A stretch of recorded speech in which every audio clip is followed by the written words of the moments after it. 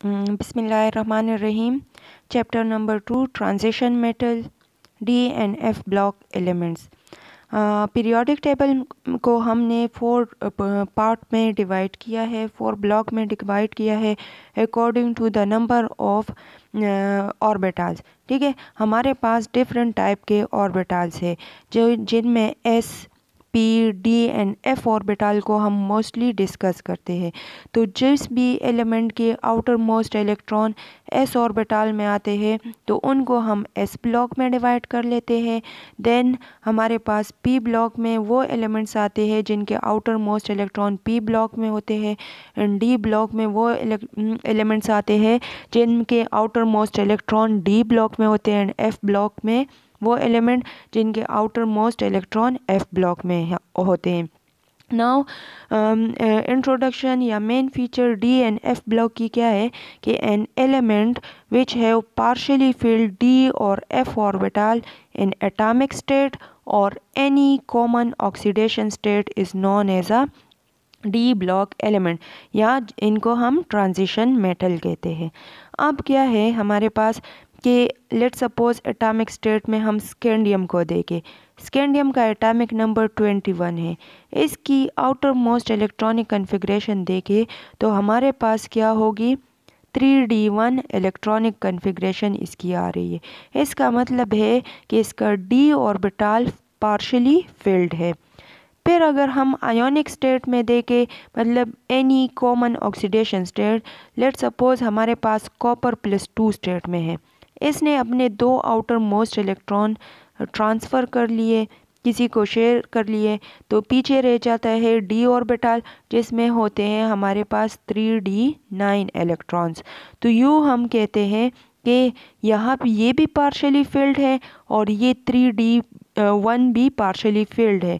So it is known as a transition metals, and this the partially filled d orbital या partially filled f orbital होंगे। कहाँ पे located होते हैं? It is located in between the s and p block element.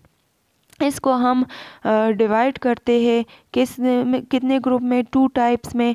एक को हम कहते हैं मेन ट्रांजिशन मेटल्स जिसमें D orbital in the process of completion होगा, या फिर इनर ट्रांजिशन मेटल्स कहते हैं जिनमें F orbital in the process of completion होते हैं। इनको इनर इसलिए कहते हैं क्योंकि एफ ऑर्बिटल हमारे पास क्या होते हैं, एफ ऑर्बिटल हमारे पास inner to the d orbital होते, इसलिए हम इनको इनर ट्रांजिशन मेटल्स कहते हैं। नाउ मेन ट्रांजिशन मेटल्स हम डिस्कस करेंगे इस चैप्टर में और उनकी डिफरेंट प्रॉपर्टीज़ पढ़ेंगे। तो मेन ट्रांजिशन मेटल्स हमारे पास डिफरेंट सीरीज़ में डिवाइड होते हैं और इनमें क्या होते हैं कि partially field n-1 D orbital होगा इसमें। ठीक है, n रिप्रेजेंट शेल नंबर या प्रिंसिपल क्वांटम नंबर को रिप्रेजेंट करता है। अब हमारे पास क्या है कि हम पढ़ते हैं कि पीरियोडिक टेबल में ग्रुप रिप्रेजेंट करता है नंबर ऑफ वैलेंस इलेक्ट्रॉन को, group number of valence electron को रिप्रेजेंट करता है, एंड जो पीरियड है it represent number of shell. तो हमारे पास पीरियोडिक टेबल में ट्रांजिशन मेटल स्टार्ट होते हैं 4 पीरियड से। ठीक है, तो इसका n क्या होगा, n की वैल्यू होगी 4 और उसमें से 1 माइनस करके हमारे पास d की वैल्यू आ जाती है। तो जो फर्स्ट एलिमेंट है इसको हम 3d सीरीज़ कहते हैं, या जो फर्स्ट ट्रांजिशन सीरीज़ है इसको हम 3d सीरीज़ कहते हैं। सेकंड को 4d सीरीज़ कहते हैं जिसमें 4 orbital in the process of completion होगा। थर्ड को हम 5d कहते हैं, एंड या फिर 4f और सीरीज़ कहेंगे, एंड 6 को हम या जो हमारे पास 4th सीरीज़ है उसको हम 6d सीरीज़ या 5f सीरीज़ कहेंगे। ठीक है, तो यहाँ पे हमारे पास क्या है कि आउटर मोस्ट इलेक्ट्रॉन किस में आएंगे, 3d एंड 4s में, 4d and 5s, 5d and 6s, 6d and 7s में आएंगे। एलिमेंट्स कौन कौन से हैं, तो स्कैंडियम से लेकर कॉपर तक एलिमेंट है इसमें हमारे पास, यूथेरियम से लेकर सिल्वर तक है, लैंथेनम से आयोरियम तक है और एक्टिनाइट सीरीज हमारे पास है। नंबर ऑफ इलेक्ट्रॉन्स कितने होंगे डी ऑर्बिटल में? 1 से लेकर 9 तक मेन ट्रांजिशन एलिमेंट्स में हमारे पास डी ऑर्बिटल में इलेक्ट्रॉन्स मौजूद होंगे। जनरल प्रॉपर्टीज़ की बात करते हैं। सो these are metal in nature, metallic in nature, so that's why these are hard metal। ठीक है, मेटल है हमारे पास और इनका मेल्टिंग एंड बॉइलिंग पॉइंट बहुत हाई होता है। हमें पता है कि from left to right periodic table में जब हम जाते हैं तो इफ़ेक्टिव न्यूक्लियर चार्ज इंक्रीज़ होता है, मतलब कि एटॉमिक नंबर 1 यूनिट पे इंक्रीज़ होता है। As a result size decrease होगा, so melting and boiling point हमारे पास हाई होगा। नंबर ऑफ़ इलेक्ट्रॉन्स, इसमें जितने ज़्यादा आउटर मोस्ट इलेक्ट्रॉन होंगे उतने ही बेस्ट कंडक्टर ऑफ इलेक्ट्रिसिटी होंगे, मतलब कि इसमें outermost free electron available होते हैं, तो as a result these are good conductor of heat and electricity. ये हमारे पास वेरिएबल वैलेंसीज शो करते हैं या डिफरेंट ऑक्सीडेशन स्टेट शो करते हैं। ठीक है, इसमें क्या होते हैं कि या तो oxidation state is what that is the apparent charge on atom in a molecule या in a compound state। ठीक है, और वैलेंसीज क्या है? आउटर मोस्ट इलेक्ट्रॉन को कहते हैं। तो यहाँ पे हमारे पास कंपाउंड स्टेट में कोई भी ऑक्सीडेशन स्टेट शो कर सकता है बिकॉज ऑफ द एडिशन या transferring of their s electron. ठीक है, और s electron outer shell electron होते हैं, या फिर the reaction will be occur because of the d orbital, जिनमें हमारे पास 1 से 9 तक इलेक्ट्रॉन्स होते हैं and this d orbital is inner to the s shell. ठीक है, ये हमारे पास जो एन एस ऑर्बिटल है इससे इनर होता है, तो इसको हम इनर डी ऑर्बिटल कहते हैं या इनर शेल कहते हैं, और इसको हम कहते हैं आउटर शेल। फिर हमारे पास आते हैं कि compounds are mostly coloured in their solid and solution state. They क्यों होते हैं हमारे पास? क्योंकि इलेक्ट्रॉनिक ट्रांजिशन आती है हमारे पास। जो डी ऑर्बिटल है इसमें 5 कंपार्टमेंट होते हैं और उनमें पार्शली फिल्ड हमारे पास इलेक्ट्रॉन्स होते हैं। ठीक है, या अनपेयर्ड इलेक्ट्रॉन्स होते हैं। तो बिकॉज ऑफ एनी लिगेंड्स जो इसके करीब आते हैं उसकी वजह से ये जो डी ऑर्बिटल होते हैं इनमें इलेक्ट्रॉनिक ट्रांजिशन काज होती, और उसकी वजह से इनके कंपाउंड हमारे पास क्या होते हैं? कैरेक्टरिस्टिक कलर देते हैं, क्योंकि हमें पता है कि इलेक्ट्रॉन की एक्साइटेशन और डी एक्साइटेशन से हमारे पास कोई भी कंपाउंड विजिबल रीजन में कलर इम्पार्ट करते हैं। फिफ्थ हमारे पास क्या है कि some of them form paramagnetic compound. Paramagnetic compound वो कंपाउंड होते हैं कि जिनमें अनपेयर्ड इलेक्ट्रॉन्स हो। ठीक है, सो दीज कंपाउंड या these element are attracted by the magnetic field. अगर हम इसको मैग्नेटिक फील्ड में रखेंगे तो वो इसको अट्रैक्ट करेंगे। सिक्स्थ हमारे पास क्या है? They can form complexes. कैसे? कि जो डी ऑर्बिटल है उनमें वैकेंट ऑर्बिटल मौजूद होते हैं। ठीक है, जो डी शेल है या डी हमारे पास है तो इसमें वैकेंट ऑर्बिटल्स मौजूद होते हैं, और इन वैकेंट ऑर्बिटल्स के साथ कोई भी लिगेंड्स आके बॉन्ड बनाता है और इनके साथ कोऑर्डिनेट कोवेलेंट बॉन्ड बनाते हैं। इस तरह हमारे पास कम्प्लेक्सेस बन सकते हैं, मतलब because of the empty D orbital it can form complexes. Seventh हमारे पास क्या है कि इनके पास अवेलेबिलिटी है किसी भी कंपाउंड के साथ, किसी भी एलिमेंट के साथ बॉन्डिंग की। सो ये एफ ऑर्बिटल के साथ या फिर अपनी ही डी ब्लॉक एलिमेंट्स के साथ या फिर किसी और मेटल के साथ बॉन्ड बना के एलॉय बनाते हैं या उनके साथ मिक्सचर बना के एलॉय बनाते हैं। Now, electronic structure and electronic configuration of main transition metals है।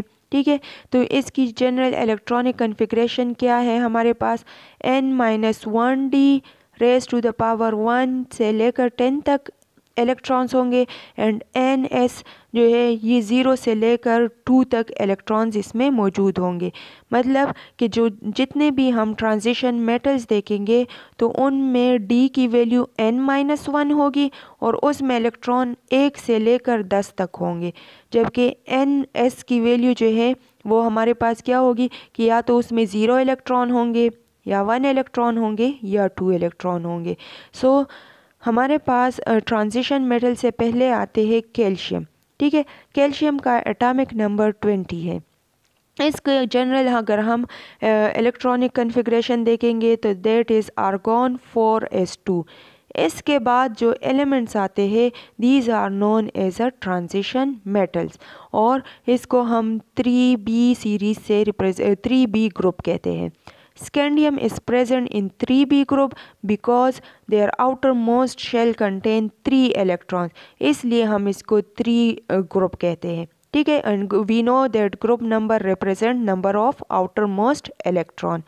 अब क्या है कि स्कैंडियम का 21 इलेक्ट्रॉन है, इसकी आउटरमोस्ट इलेक्ट्रॉनिक कन्फिग्रेशन क्या होगी 3d1 एंड 4s2। मतलब कि अब देखिए यहाँ पे Ns और 2 आ गया तो 4s2 एंड D में कितने इलेक्ट्रॉन है 1 इलेक्ट्रॉन है। एक्सेप्शन हमारे पास आती है कॉपर क्रोमियम में एंड कॉपर में। क्रोमियम का एटॉमिक नंबर 24 है, लेकिन जब ये बॉन्ड नहीं बनाता तो हम कहते हैं कि कोई ऑर्बिटल तब स्टेबल होता है, कोई एलिमेंट तब स्टेबल होता है जब इसके इलेक्ट्रॉन्स जो है वो किसी भी ऑर्बिटल में या कोई ऑर्बिटल हमारे पास हाफ फिल्ड हो या फिर वो जो है कम्प्लीटली फिल्ड हो या वो एम्प्टी हो, तब हमारे पास वो एलिमेंट जो है वो क्या होगा स्टेबल होगा। तो क्रोमियम का atomic number more stable form में किस तरह आता है कि मतलब जनरली हम कहेंगे कि 4s2 है, लेकिन यहाँ और यहाँ पे 3d4 है।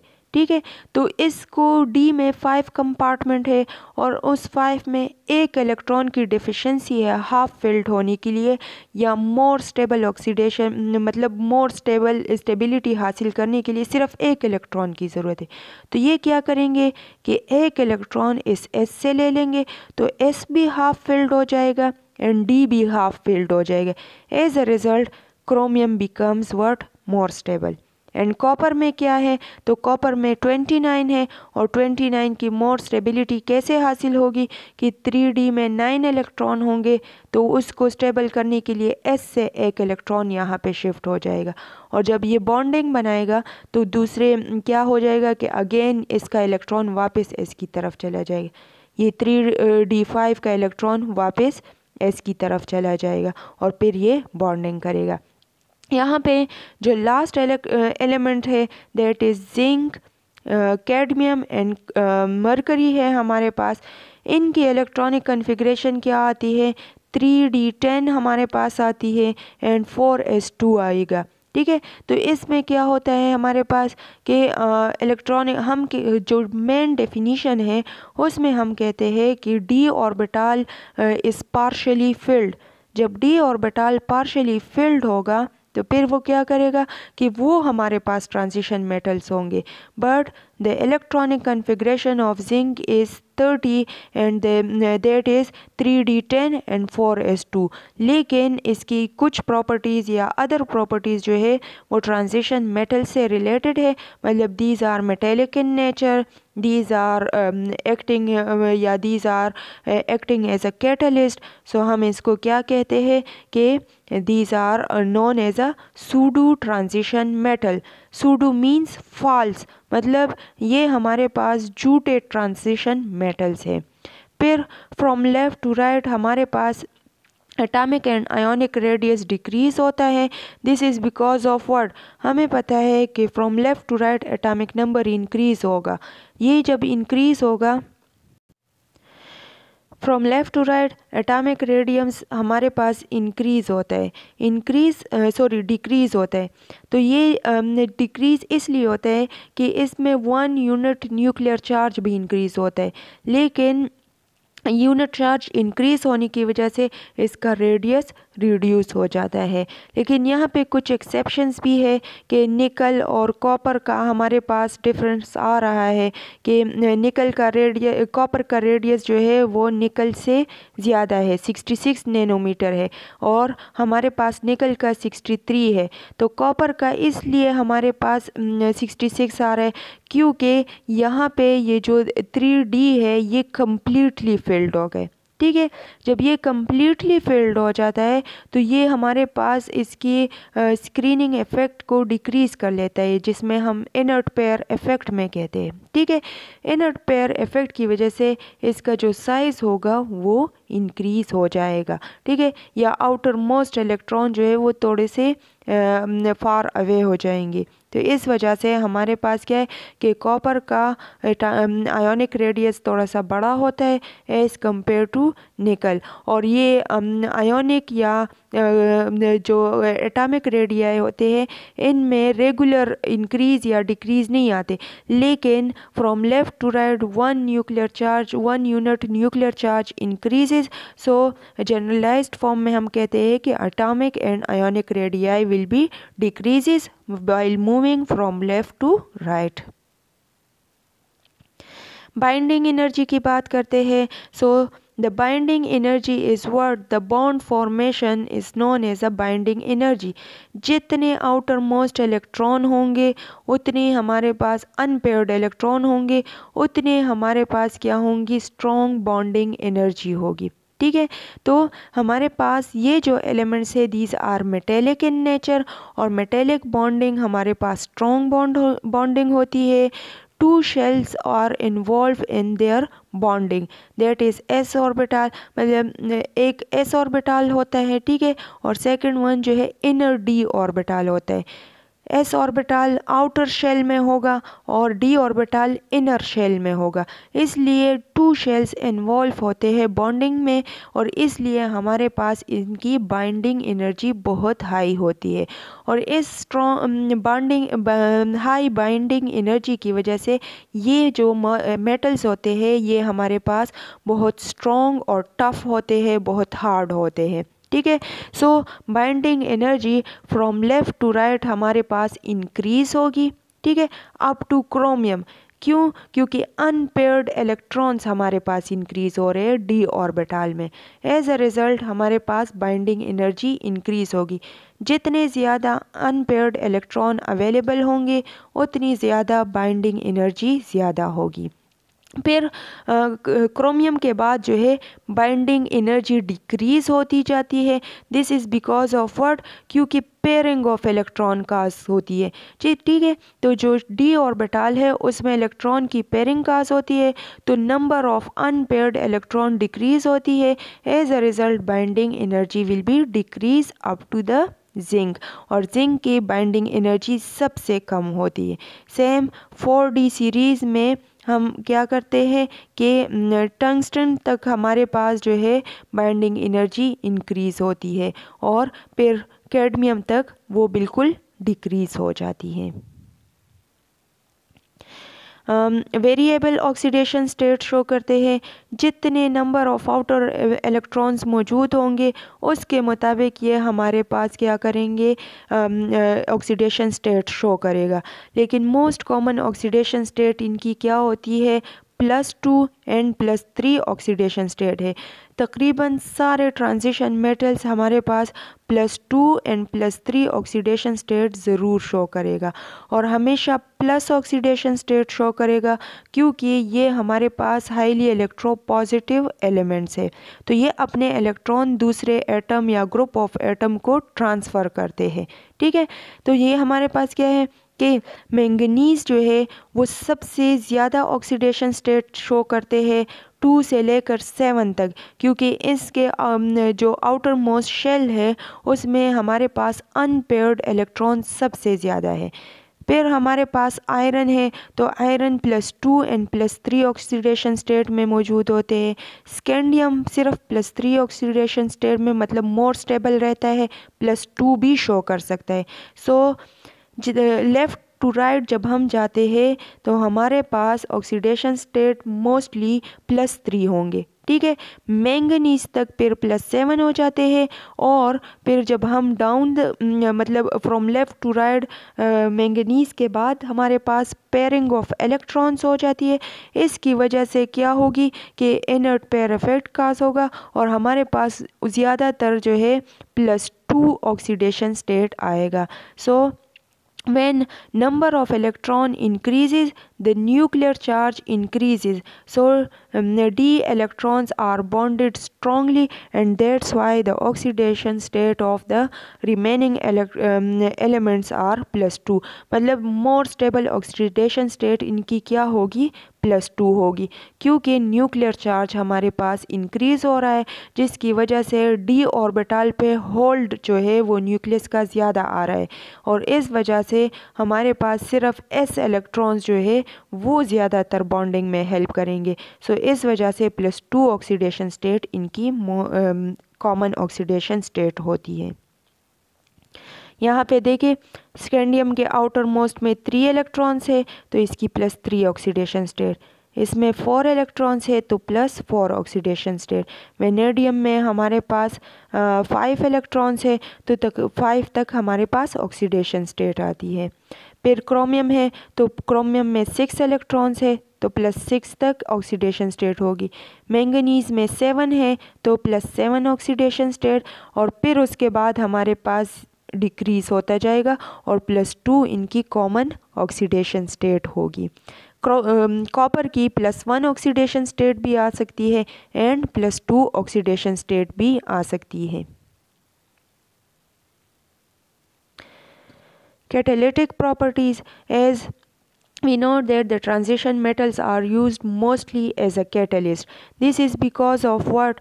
Because क्योंकि यहाँ पे d ऑर्बिटल होते हैं और वो क्या होते हैं कि उसमें हाफ फिल्ड या फिर उसमें हमारे पास क्या होंगे कि एम्प्टी ऑर्बिटल्स मौजूद है। एज अ रिज़ल्ट इसमें हमारे पास क्या आते हैं कि ये एक्ट करते हैं एज अ एड्सॉर्बेंट, मतलब कि डिफरेंट एटम या ग्रुप ऑफ एटम को कैप्चर कर लेते हैं। सेकंड जो है ये मीडियम भी प्रोवाइड करते हैं, स्पीड अप करते हैं किसी भी रिएक्शन को।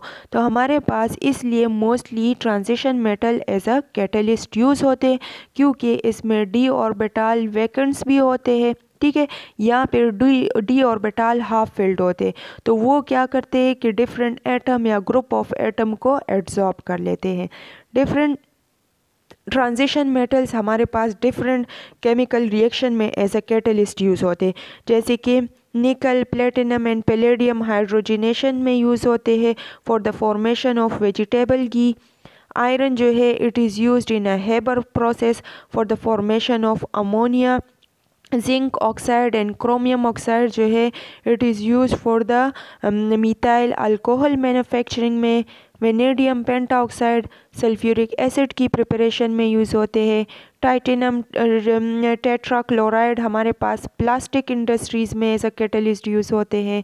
एंड मैंगनीज डाइऑक्साइड हमारे पास हाइड्रोजन परऑक्साइड की डिकम्पोजिशन में यूज़ होते हैं। फिर कुछ कंपाउंड जो है these are known as a interstitials compound. Interstitials compound भी just acting like a catalyst. ये हमारे पास क्या होते हैं कि these are small atom, when the small atoms are enter to the interstices of the transition metals, so it is known as a interstitial compound। मतलब जो ट्रांजिशन मेटल्स होते हैं वो हमारे पास एग्जिस्ट करते हैं लेटिस की फॉर्म में, ठीक है। तो इनके लेटिस में जो खाली जगह होती है उनमें छोटे छोटे एटम ऐड हो सकते हैं, और ये हमारे लिए जो है एज अ मतलब डिफरेंट एज ए एड्सॉर्बेंट हम यूज़ कर लेते हैं, इसको एज अ कैटलिस्ट यूज़ कर लेते हैं। ऐसे कंपाउंड को हम इंटरस्टिशियल कंपाउंड कहते हैं।